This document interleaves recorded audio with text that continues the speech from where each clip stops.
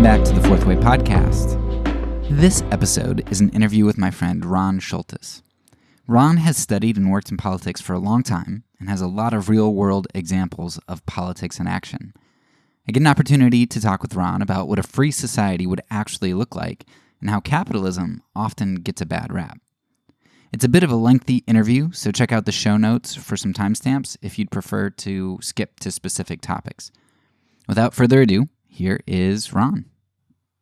So I think what might be the most helpful for you, because I know we've talked a bit about politics, and you recommended a lot of resources that I was able to go through a lot of them, not every single one. But I haven't really explained to you kind of my journey the past maybe couple of years. Sure.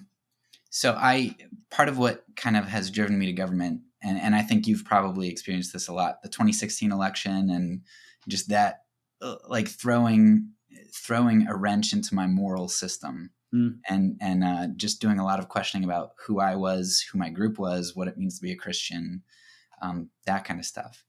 Well, I actually kind of came to the conviction of nonviolence first, and I'm very convinced of that. But then for me, what was very difficult, like as I read the early church fathers and as I did more reading into kind of later expounders like Aidan Balu and Tolstoy and all that, I was like, oh, there are really big implications for government if you're nonviolent, because I mean, legislation has sword behind it. Every law has sword behind it. So I really started thinking a lot about that and kind of doing some research and talking to different people and all of that kind of stuff, and doing a lot of research on history and kind of uncovering a really unpleasant, glossed over history that we have in the United States, where we're very big into like George Washington and the cherry tree and like, I don't know. Are you familiar with the apotheosis of Washington? No, I'm not. Okay, yeah, it's this. I think it's the Capitol building. It's one of the big buildings there. Like in the dome, they basically have like George Washington becoming a god, like going up and being seated with the gods. And so there are very religious overtones and undertones in all, not just the United States, but yes, even the United States, right, though we would like to think that it's not. So, I want you to discuss today, to kind of help push back, because you listened to the episode that I did with my friend Taylor about communism, right? Mm-hmm. And I know that probably rubbed you the wrong way. And we can talk about that tonight. But one of the things that I was kind of discovering as I was reading people from, apartheid Africa or civil rights and Cuba and all that stuff is like, oh, the communists, like they have some reasons for some of the things that they're doing. And there are some ways in which we have been aggressors and we have kind of undercut them.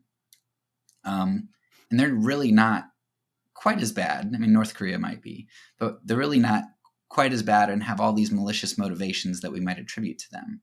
And at the same time, capitalism and the United States and democracy, a lot of times we say, oh, we just want everybody to have democracy and be free.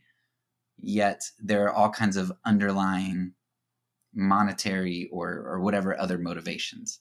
Right. So we kind of ripped on capitalism a little bit. And I have a lot of questions that I want you to kind of help me answer in regard to democracy, capitalism, Sure, that kind of stuff. So that's kind of the overarching idea tonight. Awesome. Well, I'll just quickly add, and I don't, the 2016 election was probably the best word for me was disappointing and disheartening, from somebody who believed like, and I know we're not talking specifically into that, but I think they're very linked to one another. It's just liberty and free markets, right? Obviously go hand in hand. And you can even find articles leading up to the 2016 election, like in the New York Times, talking about, is this the libertarian moment, right? And this idea that we came off of Ron Paul's, and then Rand was looking like Rand Paul, the senator from Kentucky, was looking like a front runner for the Republican nomination, and actually was looking, or very early on, right, in the polls and all that. And so they're like, is this the moment, that we're going libertarians from the first time since probably Calvin Coolidge prior to the Great Depression? And then 2016 happened, and it was clearly not the case, right? And so it was very disheartening for somebody like me as well. So, I have had probably a little just more experience in my ideologies, prior to 2016 than you did, but it was disheartening for that reason. So, but looking forward to tonight. Yeah. So you would right now consider yourself a libertarian, right? Yeah, I would. Okay. Mm-hmm. So yeah, I've learned, and maybe I'm incorrect, but a lot of the like anarchists that I've talked to, they have a joke, which you've probably heard, like, what's the difference between a libertarian and an anarchist? Oh, an anarchist really believes it or whatever. Oh yeah, I've heard that one too. But the one that I hear the most often is 6 months. Oh yeah. Well, I've heard that joke said the other way. What's the difference between a Democrat and a socialist? 6 months or 4 years or whatever, So it's a common joke, right? So yeah, so it's one of those things where I hear anarchist and not having the governmental astuteness. Like I'm not steeped in government. I was like, I have this idea of what they are, but really the more, like, most of the people on my Instagram feed that I follow are essentially libertarians, and they say a lot of the same things that the anarchists would. Oh yeah, for sure. Generally the difference is where do you get off the bus, right? Libertarians probably stop like 2 stops, before an anarchist does. But I mean, I think going back to your initial thing about, like, even in the United States, we deify almost our political leaders, right? Even going back to George Washington. I mean, I totally agree. And, we as Americans have lost this initial skepticism of the state like our founding fathers originally had, right? I mean, obviously we're talking about this also from a Christian perspective. I mean, Jesus talks in Matthew 20, like, the rulers of the Gentiles lord it over them, right? They're tyrants. And so we have almost lost that completely today. I love the quote by Randolph Byrne, war is the health of the state, right? So, I know you talk about nonviolence, right? I mean, government in the state is inherently violent, right? I mean, that's why, think about all the major campaigns, social campaigns we've had over the past 50 years. They all use the word war on drugs, war on poverty, war on terrorism, right? And so these phrases are used to justify, with its war on drugs, locking Black people up in jail, right? To, terrorism, obviously, to going and invading other countries and bombing, innocent civilians in a lot of cases. So I totally agree. Yeah, this will have to be a side conversation some other time, but I'd be interested to know why you don't get off 2 stops later, Sure. Yeah, because, all those things that you're saying, I'm like, yeah, that's why I can't stay on the bus, or I stay on the bus 2 more stops. So I'd love to have that conversation, but I really want to focus on, on the capitalism, democracy, that kind of stuff, to kind of give some pushback to the communism. Because I entitled that episode, communism's bad rap. Sure. But then I also see from my liberal friends, the people who in 2016, you had the people who doubled down, but then you also had the people who just like completely went the opposite side. Mm-hmm. And now capitalism, free markets, all that kind of stuff are just like evil. And so I want to kind of push back against that. Sure. All right. So I guess the place that I think might be helpful to start is when we talked last time, it was very helpful for me to have you differentiate between my misperceptions of the free market that you're talking about, mm-hmm. versus what the free market is like with government involvement. And one of the things that stands out to me is your story about Delta and 9/11 was just like that. That is cemented in my head about Yeah. like, oh, I see. We really don't have free market. So would you talk a little bit about what the free market is, and then maybe how that's skewed now with government intervention? Yeah, absolutely. So a little bit of history. In 2011, I was an aide in the Georgia General Assembly, the Georgia legislature. I was an intern at the time, working for the House Majority Rep. And after 9/11, so Atlanta is a huge airport hub, right? It's the generally first or second for the largest commercial airport in terms of volume in the world. So, and is the main hub of Delta. And as you can imagine, after 9/11, the airline industry was completely rocked, right? Everyone was scared to fly, all of that. And so the airline industry almost went bankrupt. And so, to help out the airline industry, which obviously Atlanta is a huge hub for, right? Delta is the largest employer in Atlanta. The Georgia General Assembly decided to give a tax cut to cut taxes on jet fuel, essentially. So, just like gas taxes that we have now, there's jet fuel taxes on jet fuel.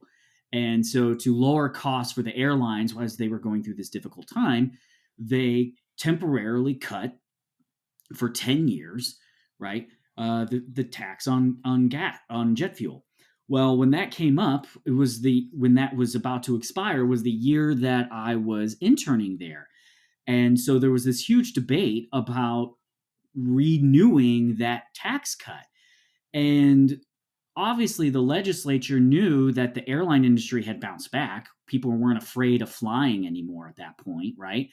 And it was a huge loss of revenue for the state. And so they talked about walking it back and going back to the normal tax rate. Well, Delta didn't want that. And so they were lobbying to essentially be carved out. And because they were the largest employer, they had a lot of political influence, right, in Georgia, in Atlanta. And so what happened is they got it renewed, but for just them. So they were the only company that still had this cut on their jet fuel. And so they were put at an advantage by the government, right, compared to their competition. And so AirTran was also hubbed out of Atlanta, obviously a smaller airline, had a harder time competing because of that, because their prices were always higher because of the higher taxes on the fuel that they had to use to fuel their plane. And so they were having a difficult time and were about to go under. And so they had to essentially sell the company to Southwest. So Southwest bought out AirTran in 2014, 3 years after Delta got this unfair advantage. And so I remember at that time watching all of these legislators that I worked with really struggle because they knew it was unfair. They knew it was against the free market, right? It's one thing to cut the gas tax on jet fuel for all airlines, right? And so it's still a level playing field, but they only did it for one. But they struggled because they knew Delta was the number one employer. They were probably, a huge donor, right, to election campaigns. And, Delta was giving perceived threats of leaving Atlanta if they didn't reauthorize that. Now, and so I watched them struggle, but at the end of the day, they voted to do that again for Delta. And so it was just this huge moment in my mind of watching how the government, we don't have free markets, and the government oftentimes actively picks winners and losers, which is antithetical to a free market, right? A government's there to pick, to use a baseball analogy, to call balls and strikes, right? And it didn't do that. And we saw a major corporation have to sell itself out because they couldn't compete because it had been put at an unfair advantage. Yeah, and that story reminds me, because when you told that, I hadn't read Atlas Shrugged yet, Mm-hmm. but that story right there like reminds me so much of what goes on in that book. Oh yeah, and this happens all the time everywhere, just usually not on as big of a, scale. So I'll give you a great example. The organization that I work for did a mini documentary a couple of years ago called Rigged: The Injustices of Corporate Welfare. And when you hear that, it sounds like a very lefty title, right? But I mean, if you're truly for free markets, you're truly for fairness for all, right? The opportunity to fairly compete based upon how good your service is. And so what we documented was the city of Memphis was going to give $8.5 million to IKEA to expand to Memphis. Basically, like IKEA told Memphis, like, yeah, we're considering expanding here, but how much money will you give us? And so they agreed to give IKEA $8.5 million. Well, what we showed was was literally right across the street a family-owned furniture store that had been in Memphis for 20 years. And so we interviewed him. We're like, hey, do you have a problem with IKEA coming? And he's like, no, I understand that, they've got every right to be here just as much as I do. He goes, it just sucks because now I have to pay taxes that essentially help subsidize my competition, right? And so we interviewed two small, family-owned stores that weren't big enough because they weren't politically connected enough to get those same type of tax breaks, one of which went out of business. He was a guy who lost his job in the Great Recession and started selling mattresses out of a warehouse, like buying used mattresses and flipping them. He's like, hey, I think I might have a business idea. And he grew to like 2 stores called King's Furniture. He had like 15 employees, worked himself out of losing a job, but then he couldn't compete anymore because, obviously IKEA is a huge name brand, but also they didn't have to pay property taxes, right? Whereas he did. And so it forced him out of business. And so, I mean, everything from, if you followed in the news recently with Amazon HQ2, and I mean, you literally had cities like in a bidding war, how much money to give Jeff Bezos, right, to open HQ2. I mean, we were talking literally like $100 million, right? In a lot of cases, hundreds of millions. Atlanta probably had the coolest idea I heard was to literally like sell off part of the city and call it the city of Amazon and essentially allow Amazon to run its own city, right? This stuff happens all the time. We just, we see this and we think that's, capitalism. It's not, it's cronyism. And so it's governments picking winners and losers. Okay. So this is not like a one-off example or a couple of like this is all over the place.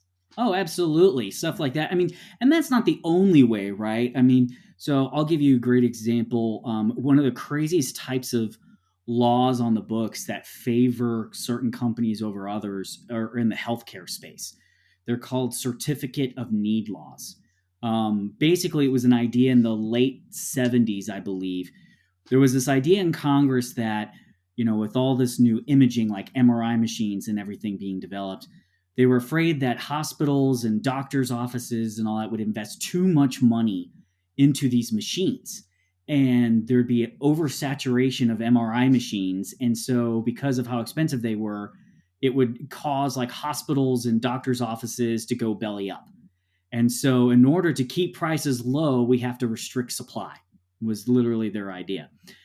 And so they basically said, hey, states, you need to they passed a law that said, hey, states, you need to pass these laws called certificate of needs, where you have to prove to the government that there's a market demand for your service or product. Okay. And so it's not just like, hey, like a doctor has to get a license to prove that he's qualified to be one. It's like, no, you need to prove that there's a shortage of doctors before we let you open a doctor's office in this zip code or in this county. And so what happens is like, for example, under these laws, you can, if you're a competitor and somebody applies for a CON, you can say, no, I can sufficiently meet the demand for this service. And then that person's application is denied and they lose tens of thousands of dollars in application and legal fees. Well, if you can imagine, right, basic economics 101, when you restrict supply, prices go up. And so it had the opposite effect of Congress intended. Shocking. And in a rare feat, Congress actually realized their mistake and said, hey, this is actually raising prices, not dropping prices in healthcare. So the feds repealed their mandate that states have these laws. However, the damage at that point was already done. And so about half your states now still have certificate of need laws on the books because, hey, if you have one, have a huge vested interest because nobody can come into your county and compete, right? I like to describe it as, imagine if Chick-fil-A had to prove that there was a shortage of fried chicken in a town in order to open up a store there, right? And McDonald's, Popeyes, Zaxby's could say, oh no, we can sufficiently meet the demand for fried chicken, and so their application is denied. We would think that's utterly ridiculous and undeniably unfair, right?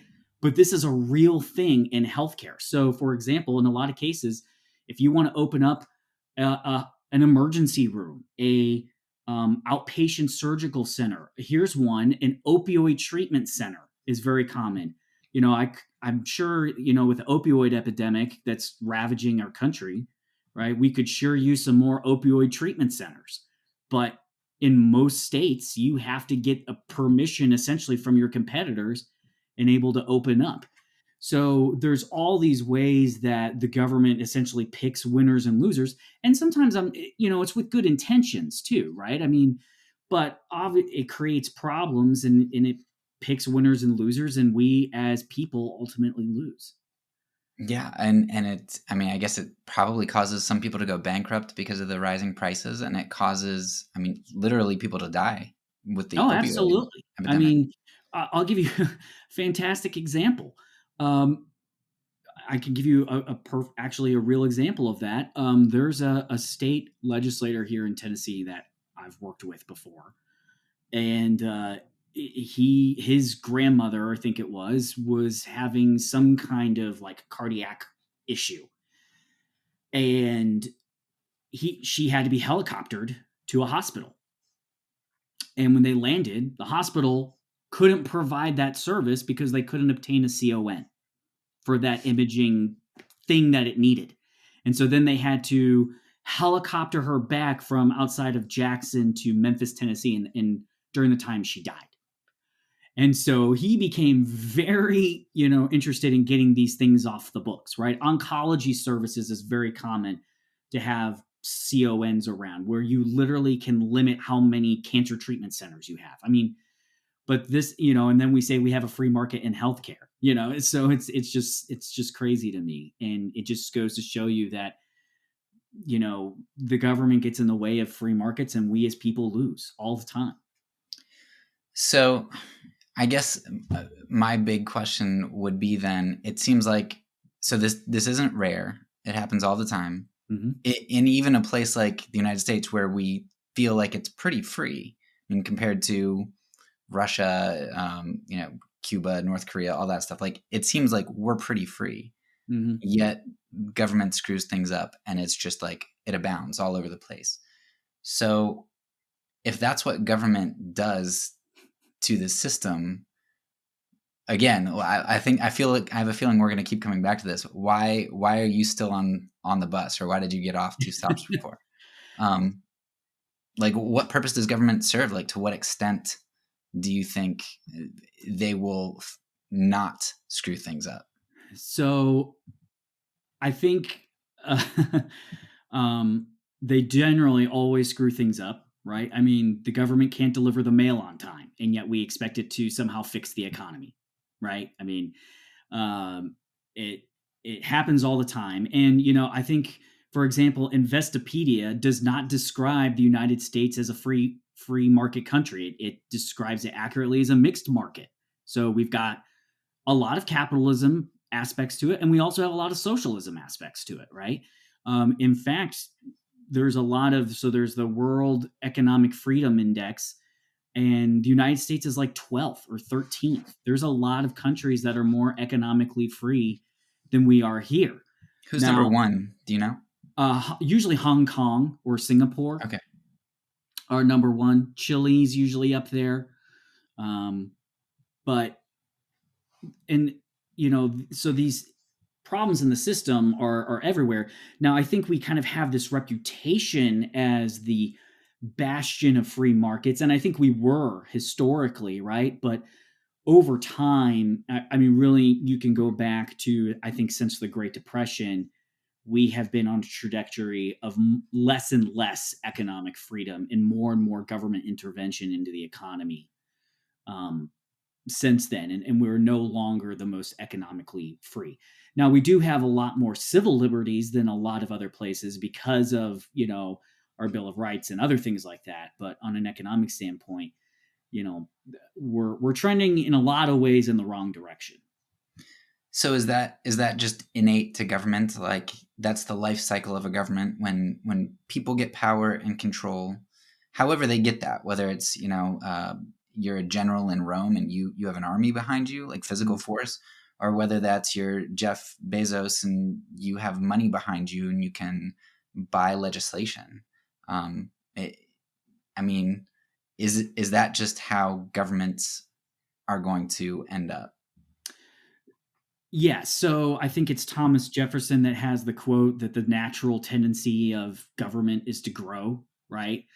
And it's inherently inefficient, inherently. And there's a reason for that. So it goes back to the simplest way I can describe it is Milton Friedman, who's a famous, 20th century economist, had the theory of spending. And this is really easy to understand, and it helps explain a lot of things, why they're more expensive when the government gets involved versus not. So the first type of spending is your money on yourself, right? So when I buy something for myself, I'm going to make sure I get the best product at the best price, right? If I'm buying a gift is the second one, where I'm using my money on somebody else, okay? I may not take the time to get the absolute best product, but I'm sure going to make sure that I'm being cost conscious, right? Because it's my money. The third is somebody else's money for yourself, right? So think of like teenage girl with daddy's credit card or something like that, right? She doesn't care how much money it is, but she's going to get the cutest t-shirt, if it's Abercrombie versus Old Navy, because she doesn't care. It's not her money, right? And then the last, which is really how the government works, it's somebody else's money for somebody else. So you just don't have the inherent incentives, right, to make sure that it's done cost effectively and that it's a good product. And so that's why it's inherently inefficient. This is why, for example, insurance is getting more and more costly in healthcare, because we as consumers of healthcare are not the customer, right? Our employers are. And so, which was created due to government intervention, this whole weird system that we have in healthcare. And so that's where you have the inherent inefficiencies. And then the other thing is that there's just that lack of competition that drives efficiency, that the government doesn't have, right? It doesn't have to compete for somebody with, here's a great example, with utilities usually, right? With water. I mean, look at Flint, Michigan, right? We've never had to worry about Dasani having lead in the water. We've never had to worry about Aquafina having lead in the water. Where does that happen? In government-run utility systems, right? Because it doesn't have a competition to provide those types of services. And so even if they're well-intended, right, inevitably, they're just not as good. They're just not as good in doing so. And in many cases, right, and I know we want to get a little bit more into the moral aspect, government is the monopoly of force. So it's either inefficient at best or outright oppressive at worst. Yeah. So, I'll add one thing quick before you go on. So you asked, like, where should government get involved, right? Where does it? And so I think I wrote a couple of notes to make sure I said things, well, right? Government should be involved in providing justice when our rights are violated. That's the role of government, right? So that's why cops, courts, systems. I think you could argue common defense, right? So an army, now not necessarily a standing army, right? Which, even the founding fathers were very skeptical of, because they knew once you have this shiny toy, you want to use it, right? But a common defense. I think, and then also in the very rare instances where you can't really have property rights to exchange. So, for example, like the environment, right? I can't own my plot of air. And so when somebody across the country puts stuff into the air and it poisons my air, there's nothing I can do to say, well, I'm taking care of my air, right? And so those are the very few instances as well, I think, where it makes sense for the government to get involved. Yeah. Okay. Yeah. So that would be extremely limited. I mean, by and large. Yeah. Yeah.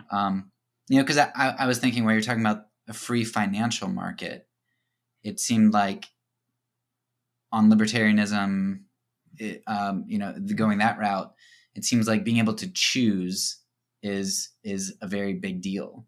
And so, I guess it just seemed to me like, well, why wouldn't we have kind of the same thing with governments? Like, I'm part of an HOA because I wanted a house here. It was the right price compared to other places. It was nicer than some other places that maybe didn't have HOAs, but I didn't want to live in that area or in that house, or it was too far from this or from that. So I chose to place myself under this particular HOA. So it just seems like not being able to choose your government, kind of like I'm born as a U.S. citizen. That's my government. I don't have a choice. Yeah. So I think you do to some extent, but not a full extent, right? So have you ever heard of the term voting with your feet? Yeah. Okay. So, I mean, that's essentially kind of what that is choosing your own government, right? That's why, let's be frank, most people are moving to states like Texas, Florida, even Tennessee, where I live. U-Haul just released a study and basically said, like, Tennessee is the number one destination for one-way U-Hauls rentals. Whereas people are leaving states like California, New York, right, Illinois. And I mean, what are some of the reasons you could argue? Well, those first couple states don't have income taxes, right?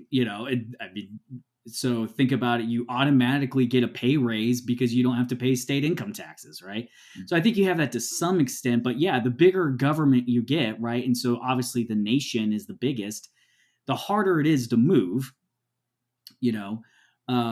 and also, I mean, this is getting really deep, but yeah, you're right. I mean, people talk about, well, there's the social contract, right? Well, name me a contract that I've ever been, forced to comply to that I didn't sign, right? Every other contract in your life you sign, whether it's even your stupid cell phone plan, right? You sign a contract.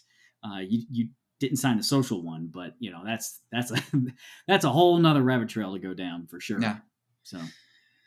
So one of the things with anarchism, and probably a bit less with libertarianism, but is that people feel like there's this idea that without government, people would just kind of destroy each other. Like Mad Max is kind of what I think of, or Superdome, Hurricane Katrina. That's anarchism. That's what would happen if people were kind of free and left to their own devices, because we need a big government to kind of watch over our shoulders and make sure we make the right decisions. Certificates of needs, like to make sure that we do the right thing, right? Mm-hmm.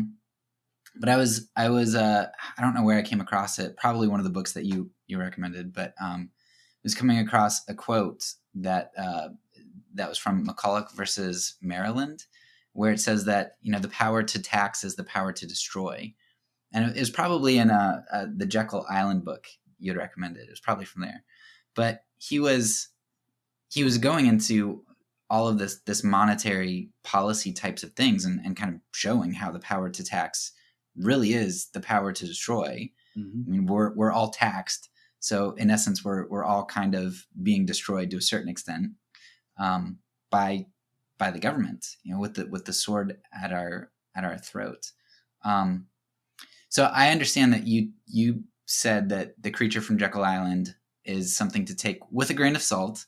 Mm-hmm. You said that, I mean, and I looked the guy up, and I think he's kind of crazy in terms of some of his ideas. But the part of the book that I thought was really solid was about the monetary policy, right, and his explanation of how inflation and all of that works. And it started to also make a lot of sense because a lot of the other books that I was reading, you go to read about government and you're like, why is half the book about economics? Mm-hmm. Because it's always about money. There's money tied in there somewhere. So I'd love for you to kind of talk a little bit about the current the government's power, fiscal power at the moment, and kind of how that is muddying the waters. And I know you've talked a little bit sort of from the legislative perspective, but maybe you could go more fiscally. Sure. So it's a great question and a huge topic, right? So money, if you want to think about it, is nothing more than stored value, right? Stored work, right? I traded work for money. And the reason why, money was not created by governments. There's a term called spontaneous order, right? It's something where society just realized we need. It's the same thing with language, right? And written systems, numbers, right? These are, spontaneous order. We realize as a society that we need things. And so obviously early on, before we had money, you had to have what economists call the coincidence of wants. So we would barter. So let's say I made bread, you caught fish. I wanted to trade you 3 loaves of bread for 2 fish. Well, the problem is if you didn't want bread, we couldn't trade, right? And so you had to find 2 people that both wanted what each other had, which is obviously a very complicated and inefficient system. So we as humans came up with the idea of something to store value, store the value of work, and that was money. And so now let's say, hey, I want your fish, but you don't want my bread. I can sell my bread to somebody who wants bread, get money, which is then universally accepted, and then everybody can trade. Well, obviously governments, because they are the monopoly of force, the monopoly of power, like control of money. And so from pretty early on, governments have basically then taken control over issuing money. This is going all the way back to Romans. And then the problem is that if your money is based on something, historically it's been gold and silver, but it could be really anything. If it's constrained by the supply that backs it, right, of what you use, then governments can't spend as much as they want, and they don't like that. So what has happened throughout history is governments manipulate the monetary supplies. You can, Google like Roman coin clipping.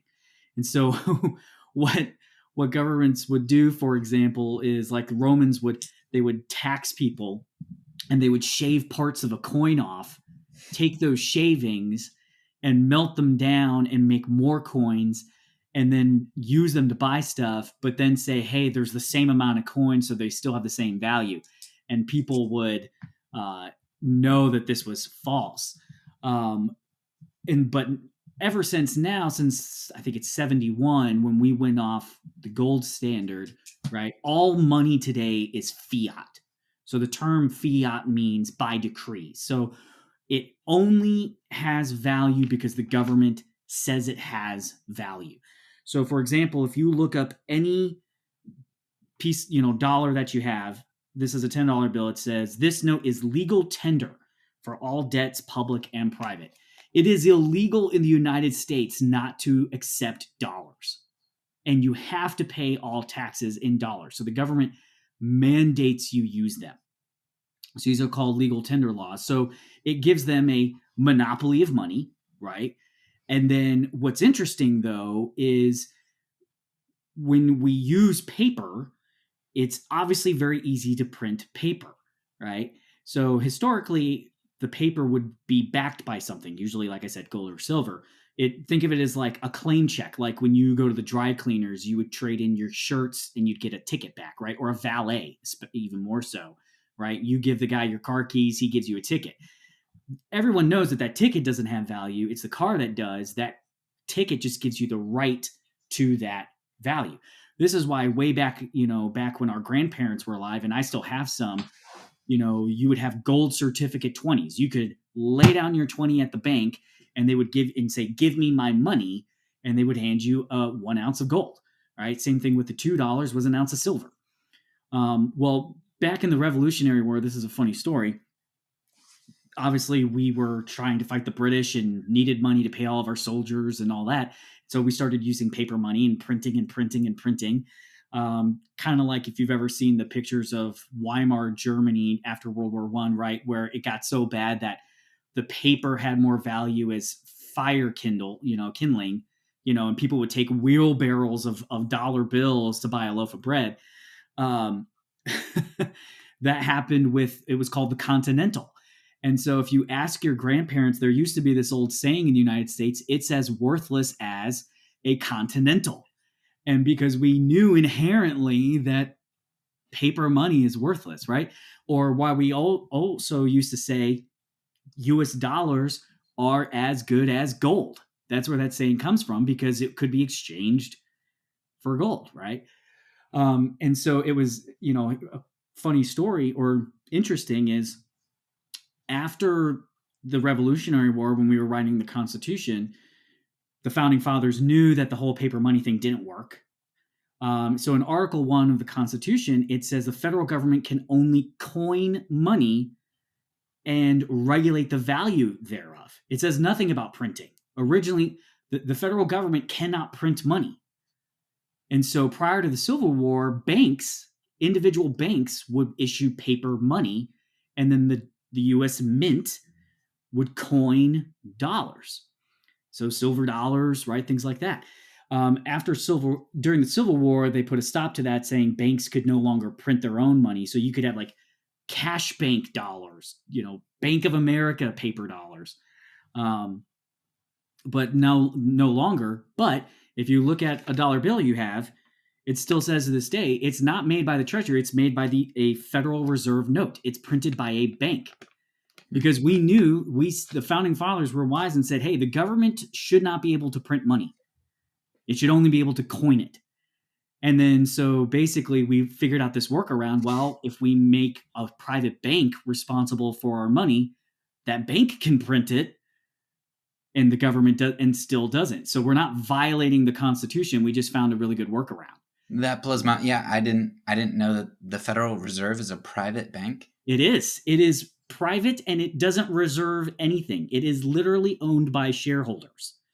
And so if you really think about how it works, so the government wants to deficit spend, it releases bonds, right? Which are essentially IOUs. The Federal Reserve buys those bonds, okay, from the Treasury with Federal Reserve notes, which are essentially, and you can read this right on the Federal Reserve website. They buy those bonds essentially from a checking account that has no money in it. So they just print the money to buy the bonds. Correct. Yeah. So then what you have is a buildup of Federal Reserve notes, dollars at the Treasury, and then bonds at the Fed. So then if you think about it, so bonds have interest, right? The federal government has to pay back those debts. So then what happens is the Treasury has to pay off those bonds, which are owned by the Fed, which is a private institution, which has shareholders, we don't know who its shareholders are, but essentially they're the big banks. So the big banks make interest money off of dollars that the government prints, is the best way to think about it. Or that the government gets a private bank to print. Exactly. Yep. And it can do as much as it wants because it is from a checking account that has no money. In fact, right at the end of 2020, the Federal Reserve puts out a lot of like economic studies and statistics. Listen to this. 35% of all dollars ever created were created from March of 2020 to December of 2020. 35% of all dollars ever in the history of the United States were created in the 9-10 months post, the start of the pandemic. There is no limitation on them. And so this is why we have seen the value of our dollar plummet. It's down 98% or 96% since the creation of the Federal Reserve in 1913. Okay? I mean, basically, why do you have to invest in the stock market? It's to outpace inflation so your money doesn't lose value due to inflation. Well, originally that wasn't the case.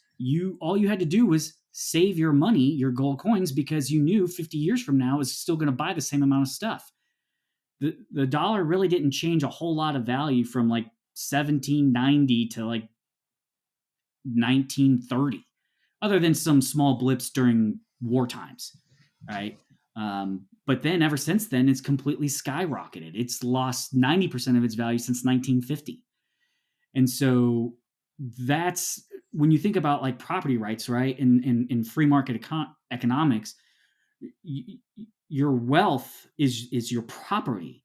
And so when the government prints money like that, it's debasing the value of your property, which was tied to your work, right? So that's why, we hear a lot about, the big banks and the 1% or so wealthy. And I understand those criticisms, but the biggest culprit is, when we talk about like growing income inequality, it's because middle earners, right, lose their wealth due to inflation. They lose their wealth due to the debasing of money. Yeah, and because they're like, at least until Robinhood and other apps like that, they're not the ones who are able to invest in the stock market, which is what's going to keep pace with wealth growth. Yeah. But then, you see why is like the stock market, essentially going so high, even during the midst of the pandemic when things were obviously not well economically for, public health reasons. But obviously it hurt the economy. Well, it's because we were injecting the system with free money, right? I mean, the Fed has printed trillions of dollars. Well, what do? You take that free money, right, and you put it in the stock market, right? And so that's where you get these bubbles that bust eventually. And I mean, that's not free market, right? That's not. So how does fractional reserve banking, because that was something that came up a lot and I feel ties in with inflation, how does that relate to this, or doesn't it relate to this at all? Oh, it very much so does. So fractional reserve banking is something that adds a lot to that dollar supply that devalues the dollar. So fractional reserve banking means that a bank only has to hold a certain percentage of its assets actually in the bank, in the vault. So good way to put it is, let's say I deposit $1,000, right, in the bank. A lot of people think like, oh, my $1,000 is in the bank. Well, that's not how it works. That bank then turns around and can lend out a certain percentage of it. It's called the reserve requirement. So traditionally, it's somewhere around 10%. So that means they only have to hold 10% of their deposits on hand. So when I deposit $1,000, okay, my account shows that I have $1,000. But what they really do then is turn around and try and loan as close to $900 of it as they can. So let's say I deposit $1,000. You want to get a loan for something, I don't know, a new laptop, whatever, and you get a loan for $900. Well, it shows that they gave you $900, right? That's all you know, right? But my account still says I have $1,000. So really now we have $1,900 in the system, right? So then you turn around and buy that laptop with $900. Best Buy or Apple or whomever takes that $900 and puts it in their bank. Well, then that bank can loan $81 of that $90. And this system just keeps cycling and cycling and cycling until you've totally like blown up how many dollars are actually in existence. It wasn't until recently that the UK had any kind of reserve requirements. They could literally loan out money into infinity, right? The greatest example of this is, I'm sure you've seen the movie It's a Wonderful Life, right? The Christmas movie, right?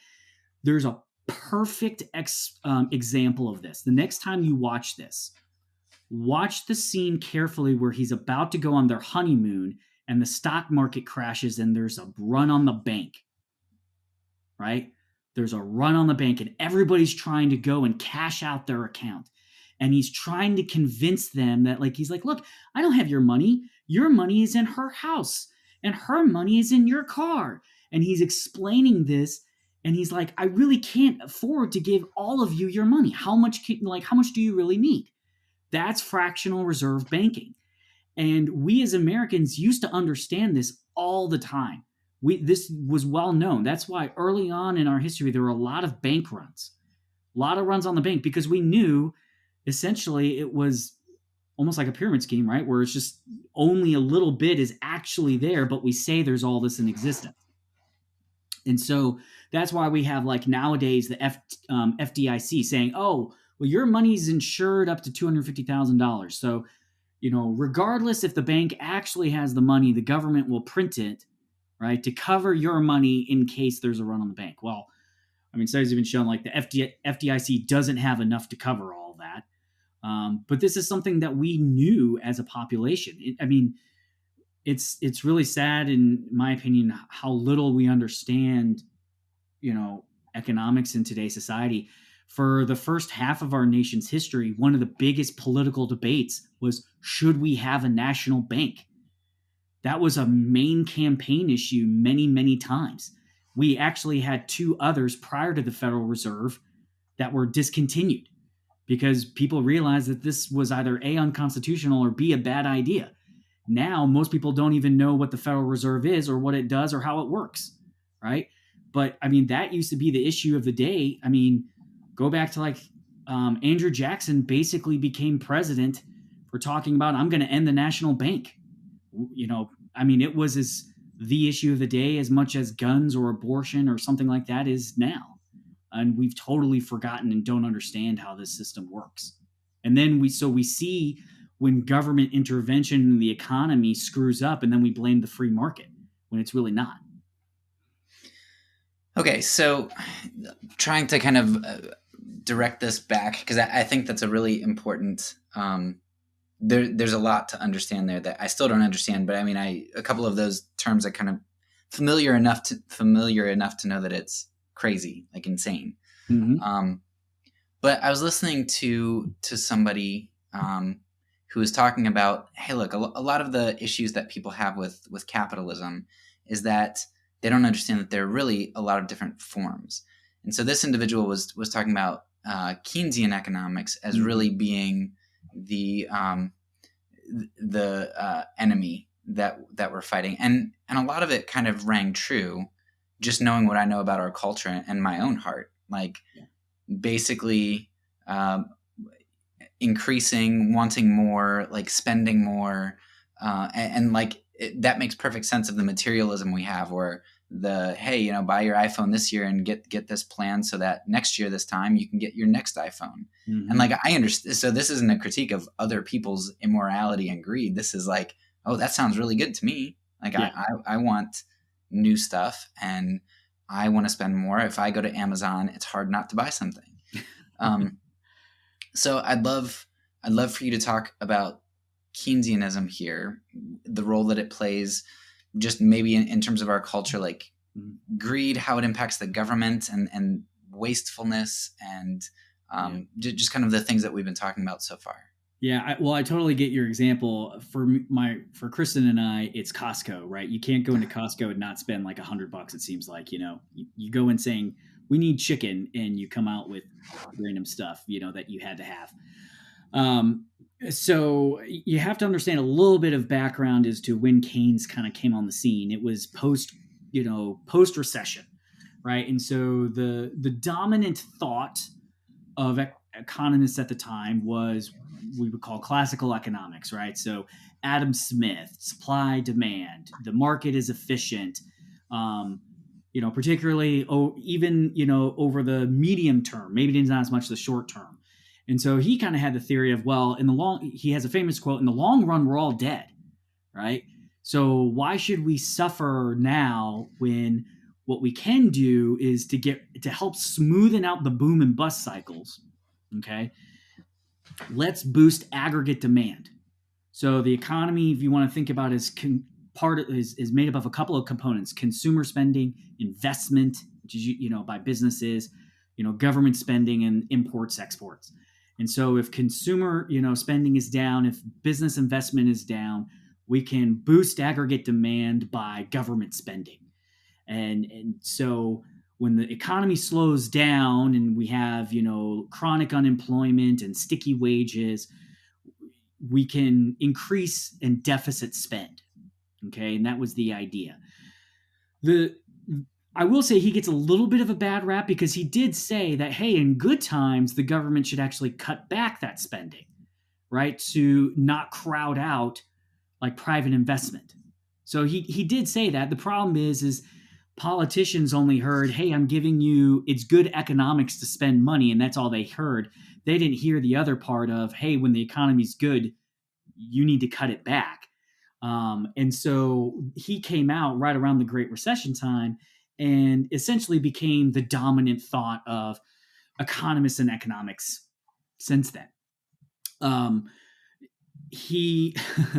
So since then, it's, this is where we get the idea that government spending is good for the economy, right? After World War, or not World War, 9/11, there and the war in Iraq and all that stuff was starting.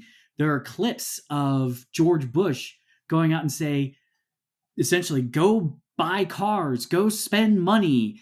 And that's Keynesianism, right? In and of itself. And this is really a distorted consumer's view of what capitalism should be.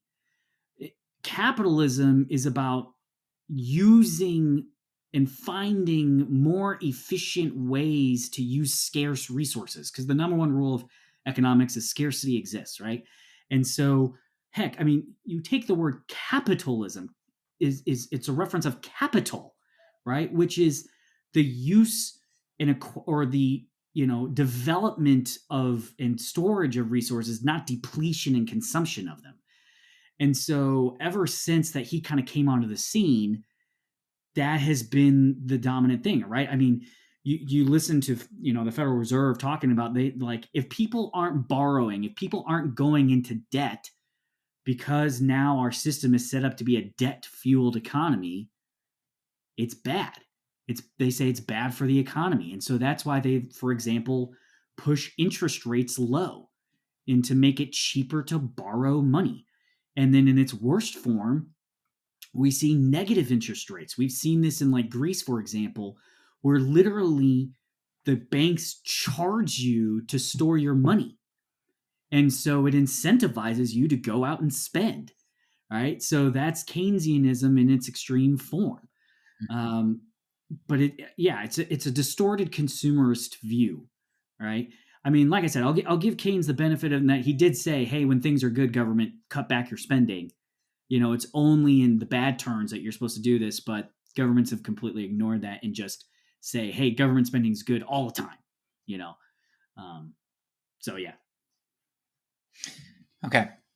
So now I want to kind of take a sort of different view. So I think we have a really good foundation on that and understanding kind of how government interferes with capital or fiscal processes.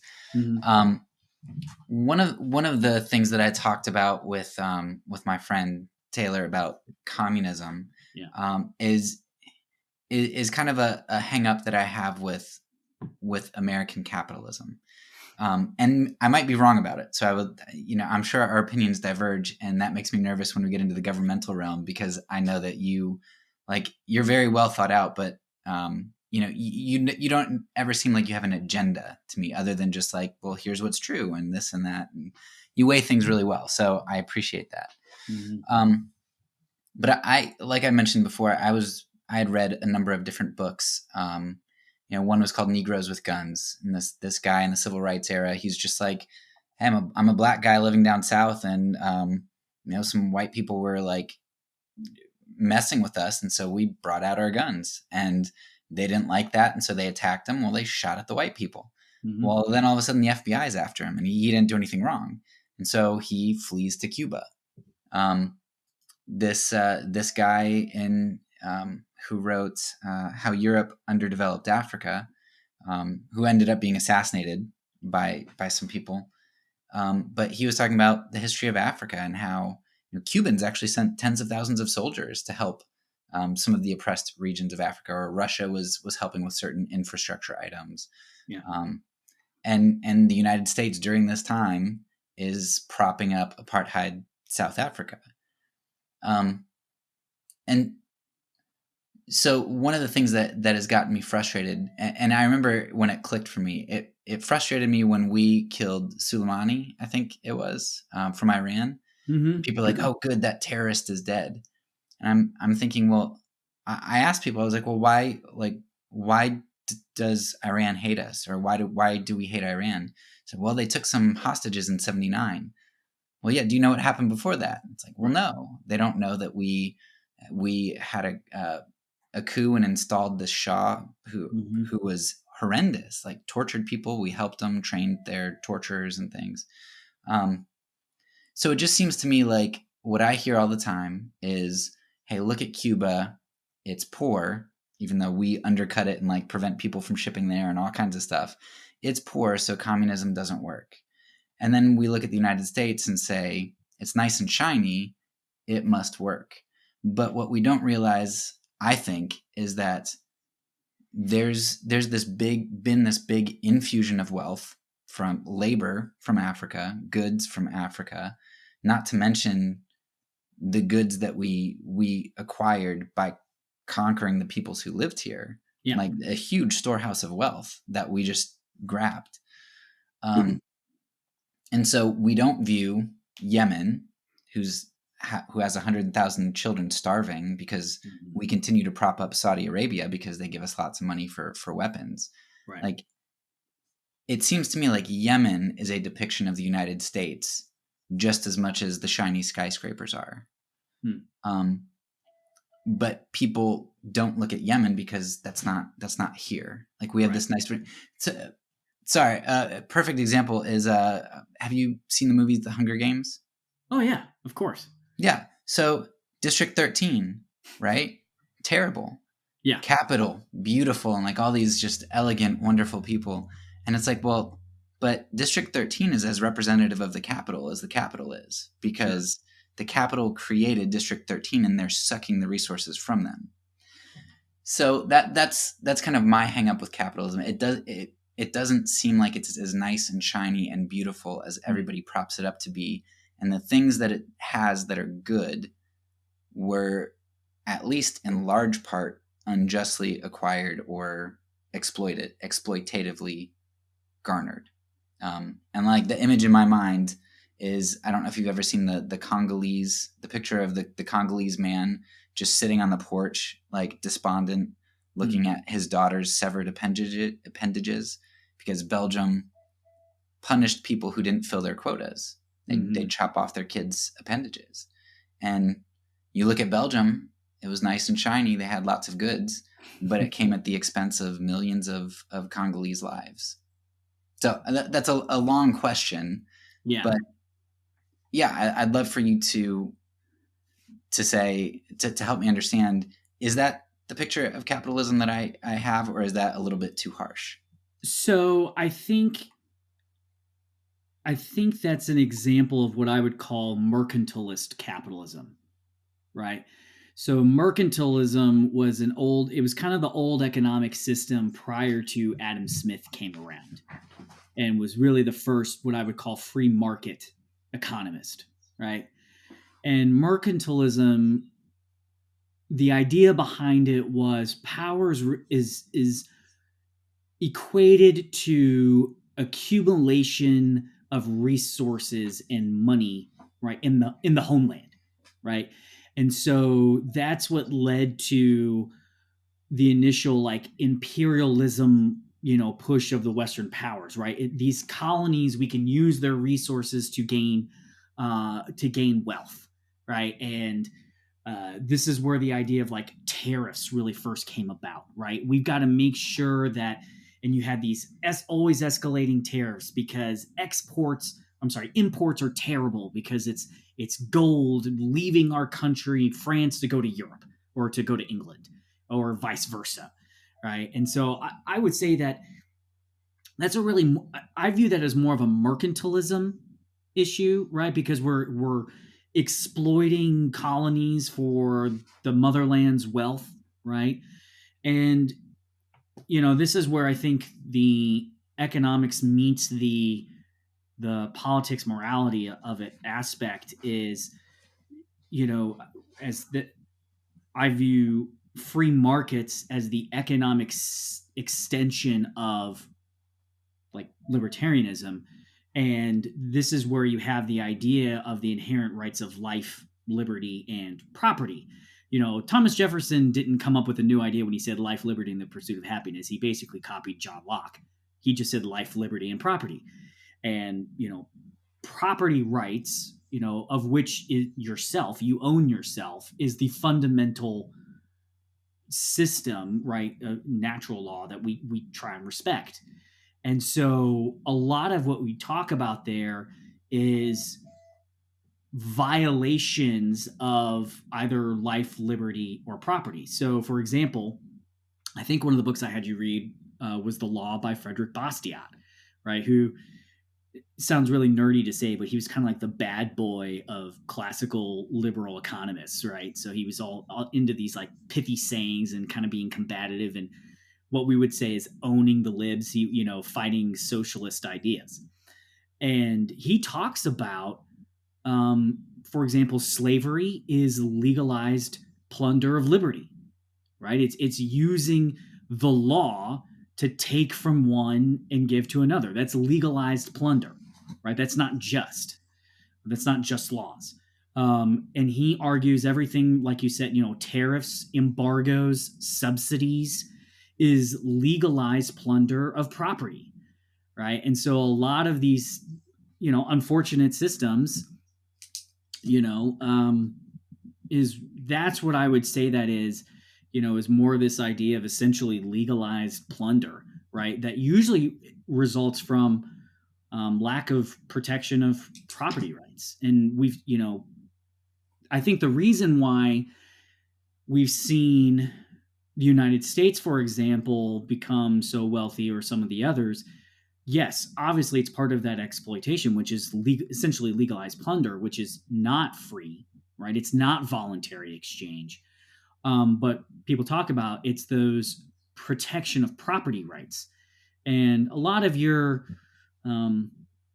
underdeveloped countries have not always had strong rules of law around property rights. And so it's allowed, and rule of law. And so it's allowed countries like ours and big companies to come into these countries and be exploitative.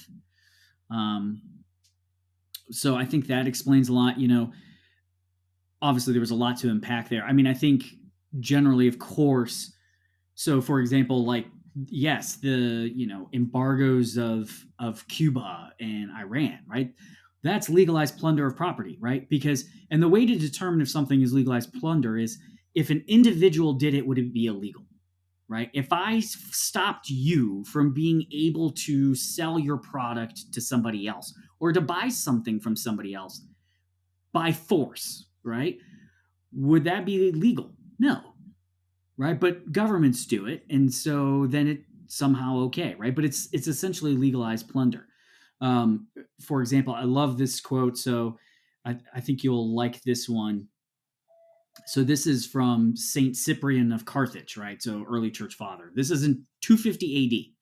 So listen to what this is. Consider the roads blocked up by robbers, the seas beset with pirates, wars scattered all over the earth with the bloody horror of camps.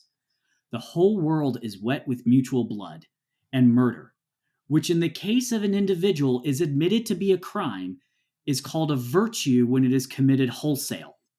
Impunity is claimed for the wicked deeds, not on the plea that they are guiltless, but because the cruelty is perpetuated on a grand scale. Right?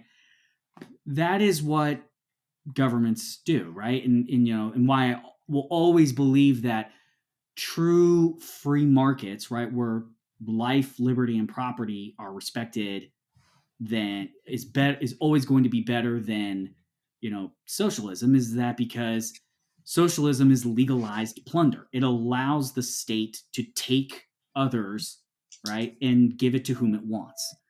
And it's also why, for example, it owns the state owns everything, and so therefore it owns your life, right? And so obviously, democracies have done terrible things, but we don't have millions of massacred at the hands of free market economies like we have in Soviet Russia and China and even in Cuba, right? I mean, all you got to do is read some Che Guevara quotes, and he talks about like he's been bored because he hasn't killed anybody in a couple of days, and so that's why I will always believe that true free market capitalism is inherently better, because people they flourish more when they're free, when they're not at the point of a gun, when they're not under duress. And free markets and liberty generally are the best respecter of that, right? And the role of government is to prevent those injustices, but what happens over time is we allow legalized plunder using the government to unjustly take from some.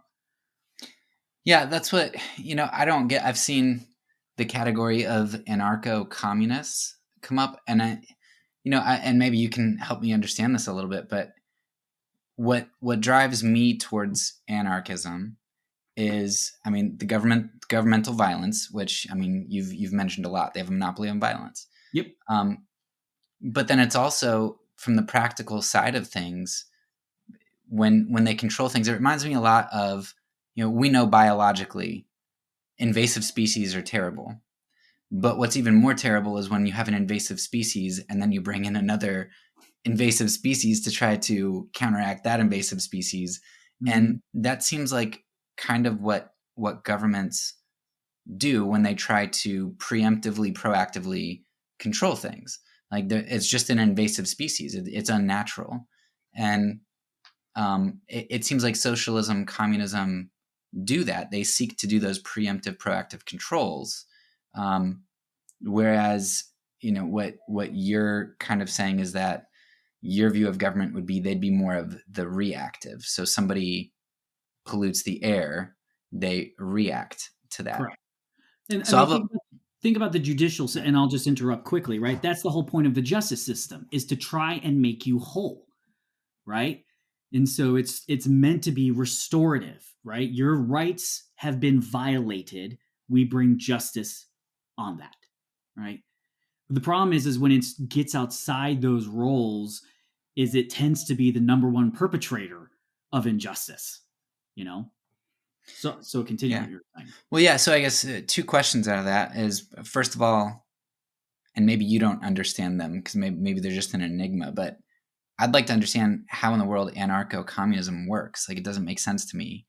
And number two, on your view, as more of a reactive force, if that's what government was, that sounds way better to me. If that's the farthest you go, that sounds pretty good overall. But I'm so skeptical of governments. Mm-hmm. Because of their growth, right? The tendency to growth, like you said. Yeah. And when you talk about jobs and people needing a supply, I think of in our school system, we had to spend all of the money that the government allotted for us, even if we didn't need it, mm-hmm. because then the next year your budget was based on how much you needed, and if you didn't use it all, you'd lose some of your budget. Yep. So, I'm thinking, the skeptical side of me is thinking, well, on your view, that sounds great, but maybe year one, it's good. But if I'm a judge or a cop or something, I need to justify my position. I need some crime. That influences the types. We need more legislation on this. We need more legislation on that. We need more. And maybe you disagree with the privatized prison system, but it seems like that's in part privatized prison system mixed with lobbying and in control of legislation. Yeah. Maybe you could explain how your system would actually function as well. So anarcho-communism, how would your system function? Yeah, I don't know if I fully understand anarcho-communism. I have generally found, that when you add more and more of these terms and smash them together, it gets more and more confusing, but also just so much farther from where we are now that it's like, and I think this is also part of the thing between me and like being an anarchist is like we are so far right from even the society that I want. We can handle how do we privatize the cops, when we get to that point, and so I haven't fully thought through how that would practically work, right? And so when we get to that point, we'll cross that bridge. Um, so that's the first part. I mean, and make sure I cover all the things you want me to cover. But like, a lot of the stuff though is, yeah, I mean, it comes down to a problem of incentives, right? One of the, rules of economics. One is scarcity exists. Two, there ain't no such thing as a free lunch, right? And then three is incentives matter. And so what often happens is when we create laws, we do so with bad incentives built into it. So yeah, so for example, with cops, like some of the things, hey, you want to talk about like reforming policing, having fewer laws on the books, having fewer crimes, right? So that way there's fewer touch points and interactions. One of the biggest things is like civil asset forfeiture. I don't know how familiar you are with this, but basically the government or police can seize your property if they believe it's related to the conviction of a crime, even without proof, essentially. And so, I mean, you have stories of like somebody gets pulled over for a routine violation, traffic violation. They see a wad of cash. They think, oh, that must be related to drugs. We're going to take the money. And then you got to prove that it wasn't related to drugs to get your money back. I mean, I've seen reports like they take some really weird stuff like trombones, diamond rings is always a common one. And they say, well, and then they turn around and sell those items and make money off of them. And it's like, well, we need those funds to, fund our operations. Well, maybe if you didn't pull so many people over, maybe you wouldn't need all those funds, right? And all those resources because we have so many laws on the books. In reference to private prisons, I think the problem is a problem of incentives.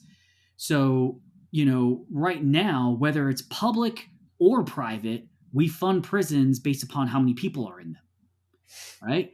So what does that create? That creates an incentive to put more people in prison, especially with a private one, because then you have the profit motive. And I'm never going to discourage a company from making profit. Profit is nothing about trying to create value for your customer. But what if we change the incentive to where it emphasized outcomes, not inputs? So, for example, a huge thing in public policy right now, and something like the organization that I've worked around is reentry and reducing recidivism.